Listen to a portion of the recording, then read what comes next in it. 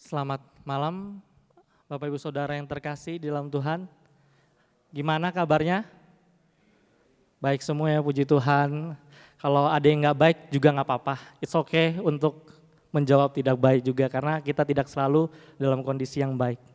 Bersyukur malah dalam kondisi yang misalnya kita lagi tidak baik, kita malah mau cari Tuhan malam ini datang sama-sama belajar firman Tuhan. Saya mau mengundang kita untuk sekali lagi berdoa bersama-sama. Mari kita berdoa. Allah Bapa kami yang di dalam surga, bersyukur pada malam hari ini Engkau mau mengumpulkan kami, menggerakkan hati kami untuk datang bersama-sama belajar firman-Mu. Biarlah apa yang kami dengarkan ini bukan hanya kami dengarkan, tapi boleh kami lakukan seperti apa yang akan kami pelajari pada hari ini. Biarlah semua firman-Mu ini boleh kami dengarkan dan kami lakukan di dalam kehidupan kami. Buka hati kami, telinga dan pikiran kami supaya kami bisa memahami apa yang ingin Engkau sampaikan kepada setiap kami. Hanya di dalam nama-Mu kami berdoa dan mengucap syukur. Amin. Saudaraku yang terkasih di dalam Tuhan, seperti yang kita lihat sama-sama, tema pada PA hari ini adalah fondasi bangunan yang kokoh. Mungkin dari kita udah ada yang bisa nebak teksnya diambil dari mana. Nah, saya mau ngajak kita untuk kita buka sama-sama teks dari Matius 7 ayat 24 sampai 27. Matius 7 ayat 24 sampai 27.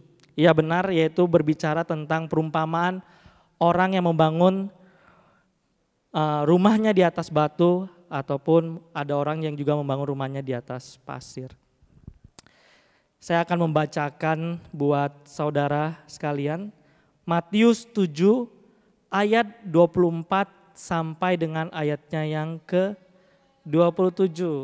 Iya James, 24 sampai 27. Setiap orang yang mendengar perkataanku ini dan melakukannya, ia sama dengan orang yang bijaksana yang mendirikan rumahnya di atas batu. Kemudian turunlah hujan dan datanglah banjir. Lalu angin melanda rumah itu, tetapi rumah itu tidak rubuh sebab didirikan di atas batu. Tetapi setiap orang yang mendengarkan perkataanku ini dan tidak melakukannya, ia sama dengan orang yang bodoh yang mendirikan rumahnya di atas pasir. Kemudian turunlah hujan dan datanglah banjir. Lalu angin melanda rumah itu sehingga rubuhlah rumah itu dan hebatlah kerusakannya. Saudara, ngomong-ngomong soal fondasi, kalau mungkin di dalam pekerjaan sebuah konstruksi bangunan, apa sih yang membuat bangunan atau misalnya kalau kita lihat gedung gereja kita GKI Sion, apa sih yang membuat gedung gereja ini bisa berdiri dengan kokoh? Kita mungkin semua udah tahu fondasinya. Fondasi bangunan itulah yang membuat sebuah bangunan bisa kokoh. Dan di dalam dunia konstruksi, hal yang paling krusial itu juga adalah fondasi. Ketika saya dulu kuliah teknik sipil, pelajaran tentang struktur bangunan ini ada 5 semester. Saudara bayangkan, karena ini adalah merupakan bagian yang cukup dan sangat penting di dalam sebuah konstruksi bangunan. Fondasi inilah yang akan menopang bangunan itu, yang membuat bangunan itu bisa bertahan berapa lama. Dan biasanya pekerjaan untuk membangun fondasinya itu sendiri memakan waktu yang cukup lama, apalagi gedung-gedung yang tinggi. Mungkin saudara kenal dengan gedung ini. Ini adalah gedung tertinggi yang ada di dunia. Letaknya di mana? Di Dubai, yaitu Burj Khalifa. Menjulang setinggi lebih dari 2.700 kaki atau 828 meter. Kira-kira dia ada 160 lantai, saudara.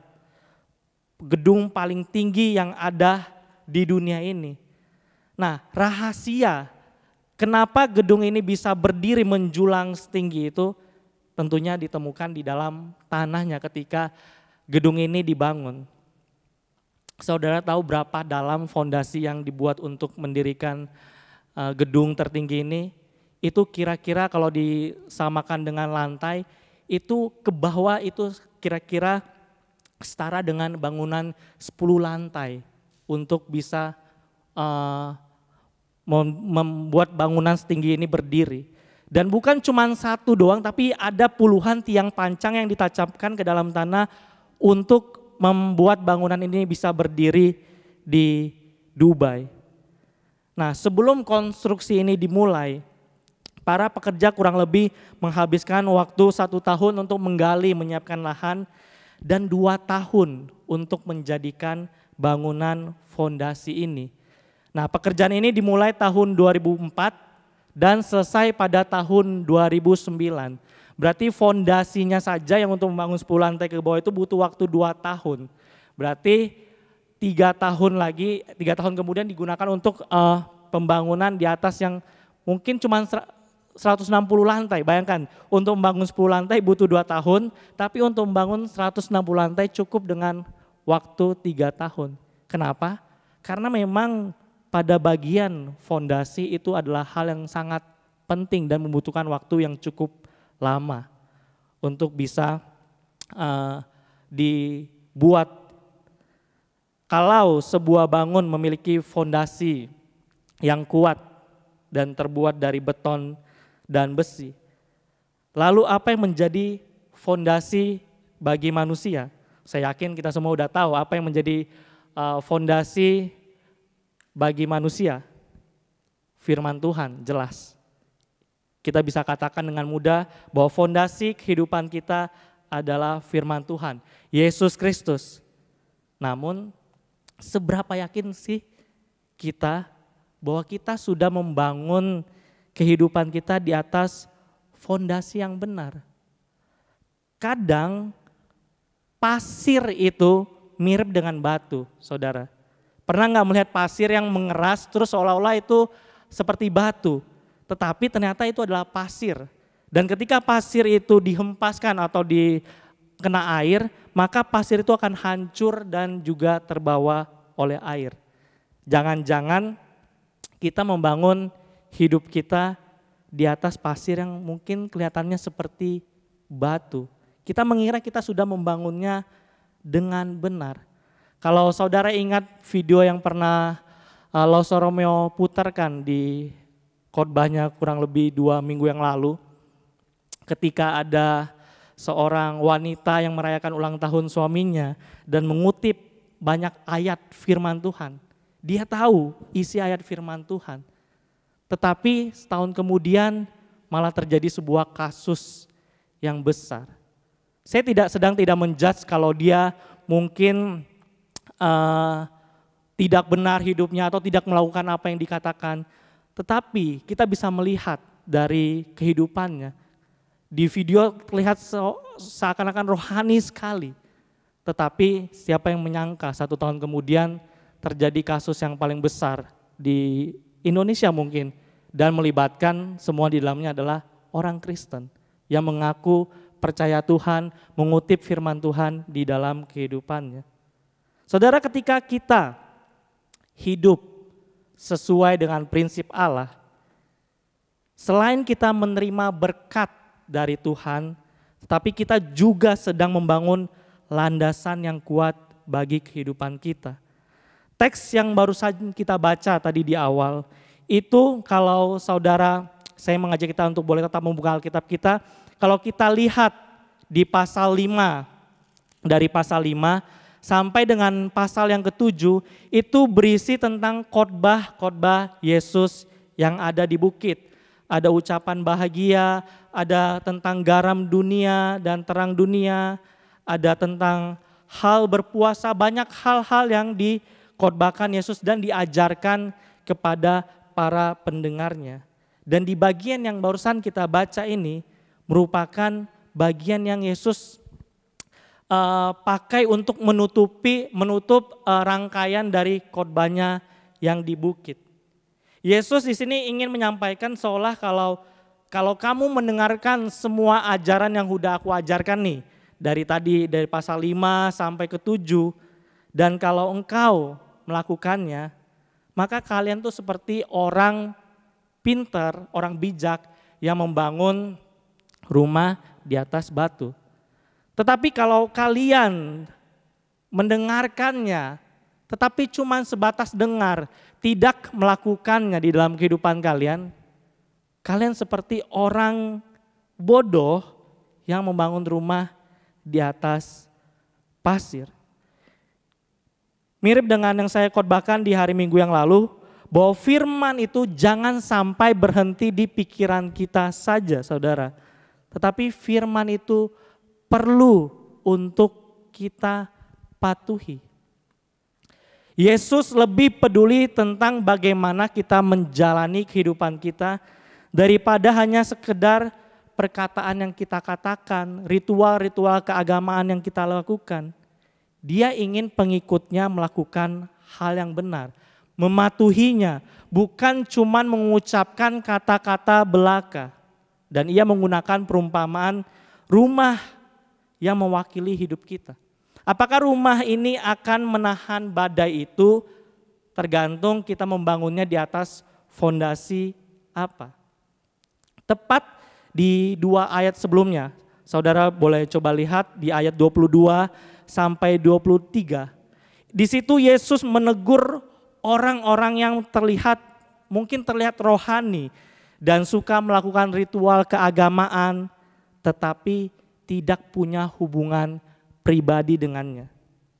Firman Tuhan menuliskan bahwa suatu hari nanti akan ada banyak muncul nabi-nabi palsu, orang-orang yang mengajarkan antikristus, bahkan mereka melakukan mujizat, mengklaim mempunyai kekuatan yang besar dan memanggil-manggil nama Tuhan. Namun apa yang mereka lakukan tidak menjamin apakah mereka membangun fondasi mereka di atas fondasi yang benar. Mereka mungkin melakukan sesuatu yang sangat mengesankan. Tetapi Yesus ngomong, aku gak kenal engkau kok. Siapa kamu? Kamu memanggil-manggil, menyebut-nyebut namaku, melakukan banyak mukjizat, tapi aku gak kenal kamu. Kamu gak pernah ngomong sama aku. Kamu gak pernah doa sama aku. Kamu gak pernah berbicara sama aku. Siapa kamu? Dan dengan konteks ini, kemudian Yesus menutup khotbahnya di bukit dengan perumpamaan ini. Yaitu 2 orang yang membangun rumah yang mungkin mirip, saudara. Rumah yang secara tampak di luar punya jendela, punya pintu, punya atap, mirip. Sama-sama rumah. Tetapi kalau dilihat lebih dalam secara strukturnya sangat berbeda. Rumah yang satu dibangun di atas dasar yang keras dan kokoh, yaitu batu. Tetapi yang satunya lagi dari pasir. Mungkin terlihat kokoh sekilas, tetapi sebenarnya tidak. Dan akan ketahuan jika badai dan hujan besar datang. Namun di sini saya mau mengajak kita untuk perlu menyadari fokus utamanya tidak cukup jika kita hanya berpusat kepada fondasi bangunan rumah itu saja. Tetapi kita perlu melihat kepada pribadi yang membangunnya. Orang yang membangun rumahnya di atas pasir itu disamakan dengan orang-orang yang mendengarkan perkataan Yesus tetapi tidak melakukannya. Yesus sebut sebagai orang yang bodoh. Tetapi yang satu lagi, orang yang mendengarkan kata-kata Yesus dan melakukannya, itu Yesus sebut sebagai orang bijak. Karakter mereka berbeda, satu orang bodoh dan juga satu orang bijak. Dan perbedaan antara kedua rumah ini juga merupakan analogi antara ketaatan dan ketidaktaatan seseorang. Kedua orang yang ada di dalam perumpamaan ini memiliki karakter yang berbeda. Pada zaman itu, ketika seseorang akan membangun sebuah rumah, seseorang pasti akan mendesain rumahnya akan seperti apa, dan yang paling krusial adalah akan berhati-hati memilih tempat atau lokasi di mana mereka akan membangun rumah mereka. Karena ini akan menentukan apakah rumah mereka bisa bertahan atau enggak. Nah, kondisi pada zaman itu karena Israel daerahnya itu berpasir, maka ketika seseorang ingin akan membangun rumah mereka, maka mereka akan berusaha menggali pasir itu. Saudara, menggali sampai ketemu lapisan batu yang keras dan cukup kuat untuk menahan fondasi mereka. Nah, ini yang orang pintar itu lakukan dan pikirkan. Ketika mereka membangun rumah, maka mereka akan menyiapkan fondasi mereka dengan benar. Tidak sembarangan nancepin fondasi mereka ke pasir. Berbeda dengan orang bodoh itu. Dia nggak memikirkan sama sekali, dia hanya mungkin menancapkan fondasi mereka ke dalam pasir dan ya udah jadi tanpa berpikir panjang. Dan ketika badai itu datang, maka rumah yang dibangun di atas batu akan tetap bertahan dan rumah yang dibangun di atas pasir hancur dan hebat kerusakannya. Karena badai yang datang itu. Nah, badai yang Yesus katakan atau dia pakai di dalam perumpamannya ini sesungguhnya bukanlah berbicara soal badai kehidupan kita ataupun kesulitan yang dihadapi manusia ataupun pencobaan. Mungkin selama ini kita berpikir sekilas, wah teks ini berbicara tentang kalau kita membangun fondasi kita di atas yang batu yang kokoh, firman Tuhan kita bisa melewati badai pencobaan kehidupan, kesulitan, pencobaan. Tetapi badai yang Yesus maksudkan di dalam teks ini bukanlah badai itu. Tetapi di dalam tafsirannya, badai ini adalah simbol penghakiman Allah, yaitu penghakiman eskatologis Allah, penghakiman di akhir zaman nanti. Bukan badai kehidupan yang datang sekali-sekali dalam kehidupan kita, tetapi penghakiman terakhir. Berarti dengan kata lain bahwa badai yang dimaksud di dalam perumpamaan yang Yesus jadikan konklusi dari seri khotbahnya di bukit adalah tentang akhir zaman. Ketika penghakiman terakhir itu datang, orang yang mendengarkan firman Tuhan dan melakukannya akan selamat dari penghakiman itu. Tetapi tidak dengan orang yang mendengarkan firman Tuhan tetapi tidak melakukannya, maka dia tidak akan selamat dari penghakiman itu. Berarti membangun rumah di atas batu bukan hanya berbicara tentang pengakuan yang hanya dilakukan sekali atau peristiwa yang terjadi sekali, tetapi ini berbicara tentang perjalanan kehidupan kita menanti kedatangan Tuhan. Bagaimana kita menjalani kehidupan ini? Itulah yang akan menentukan pada akhir hidup kita, kita membangun rumah di atas dasar apa. Kalau saya boleh membayangkan dan mengajak kita melihat bahwa masa hidup kita saat ini itu bagaikan masa kita lagi membangun rumah kita, membangun fondasi rumah kita. Dan jangka waktunya kapan? Jangka waktunya sampai kita meninggal. Berarti rumah itu selesai ataupun mungkin belum selesai. Dan rumah yang kita bangun itu akan diuji ketika penghakiman itu datang. Contohnya mungkin ketika kita diperhadapkan dengan situasi yang gak enak. Misalnya harga diri kita dilangkahi, dinodai seperti mungkin kasus Ferdy Sambo, lalu dia meresponinya dengan sebuah kemarahan, akhirnya menghasilkan kasus ini yang membunuh Joshua.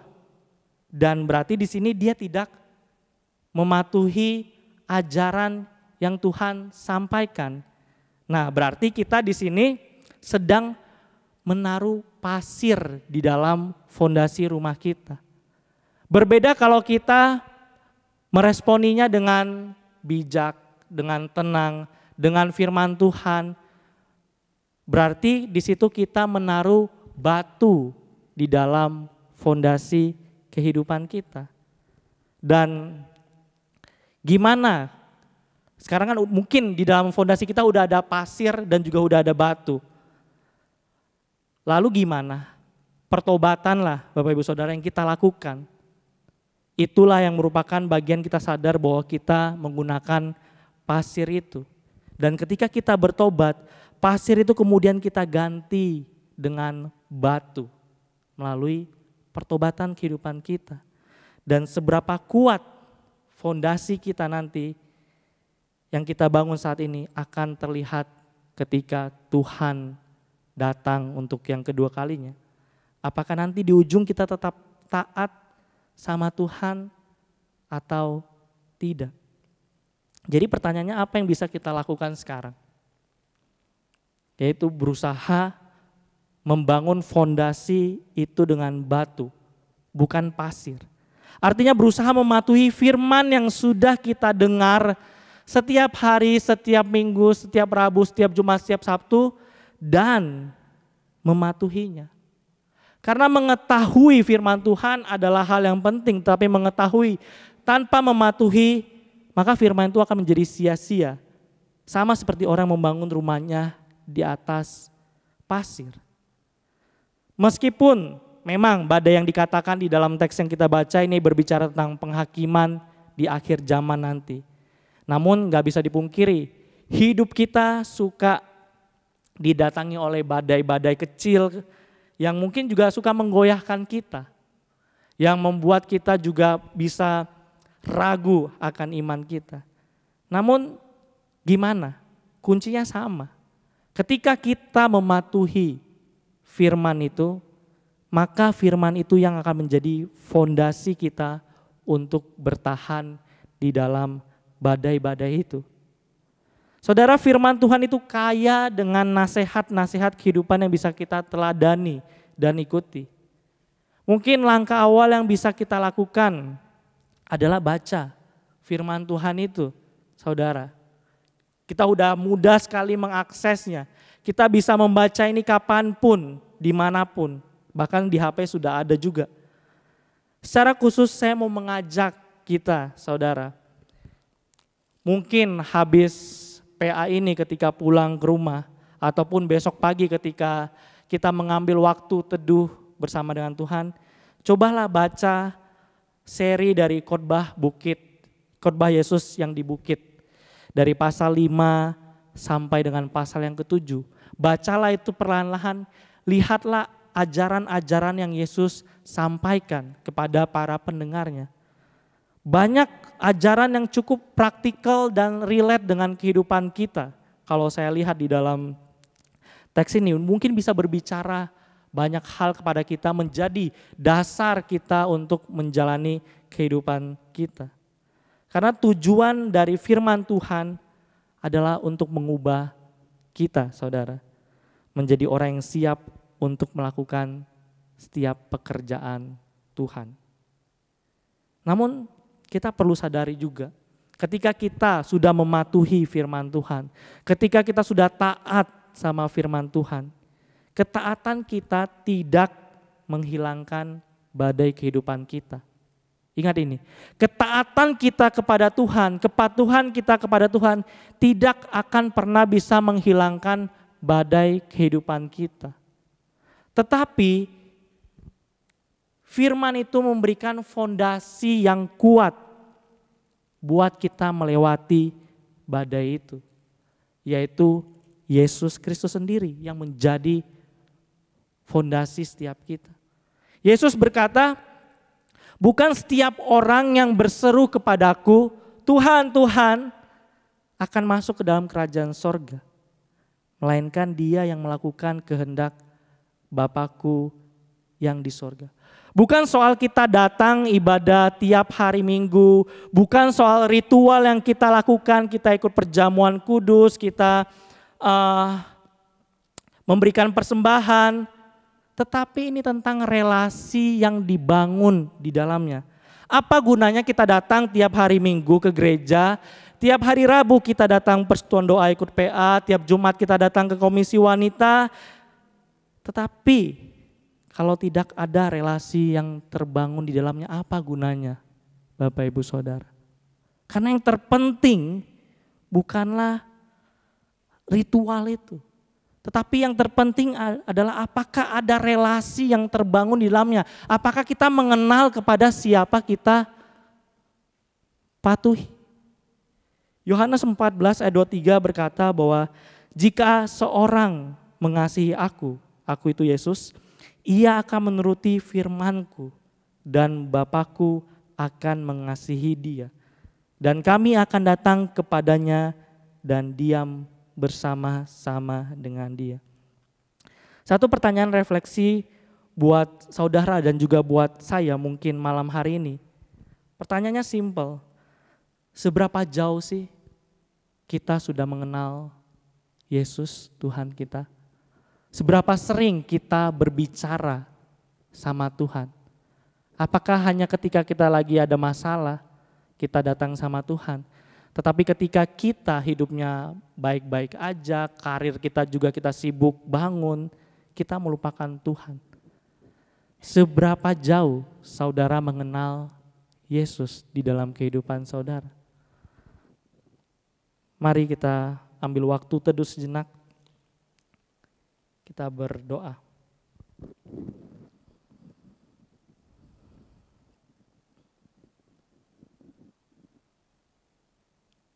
Tuhan, terima kasih untuk firman-Mu ya Tuhan. Ketika kami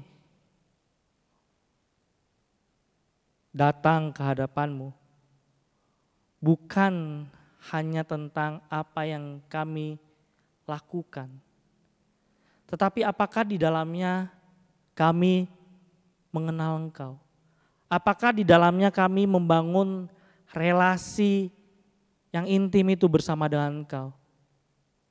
Atau kami hanya sekedar menjalankan rutinitas yang kami lakukan tanpa mengenal siapa Engkau di balik yang kami layani?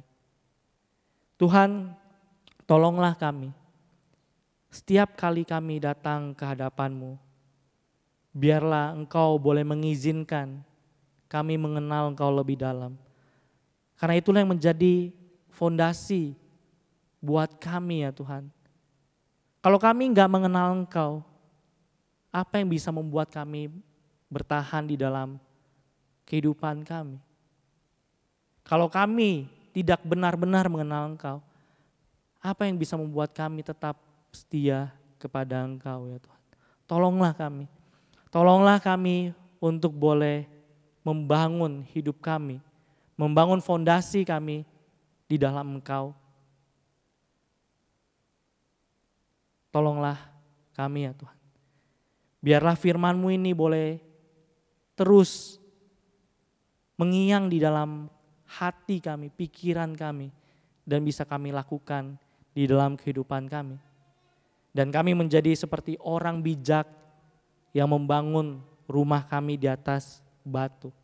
Bukanlah orang bodoh yang membangun rumah di atas pasir. Terima kasih ya Tuhan Yesus. Hanya dalam nama-Mu kami berdoa dan mengucap syukur. Amin.